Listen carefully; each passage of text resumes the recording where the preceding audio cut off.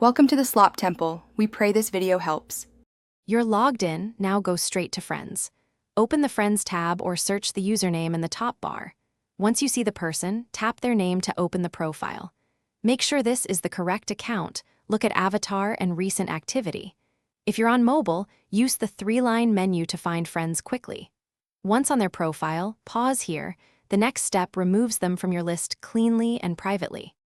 You're on their profile now, so choose the action menu, 3 dots on web or mobile. Tap Remove Friend. A confirmation will appear to prevent mistakes. Confirm to complete the removal. This severs the friend connection but does not block them. Once done, refresh your friends list to verify removal. If you want to avoid messaging, consider sending a block after removing. Remember why you removed them and follow up with privacy changes, if necessary, to prevent re-add requests. Finish by confirming they no longer appear in your friends list and adjust privacy settings so only friends can message or join you. If removal fails, log out and back in, then retry. Occasional sync delays occur.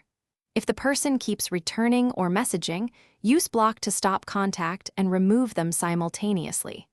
Finally, make sure your account settings restrict who can send requests to minimize repeat issues.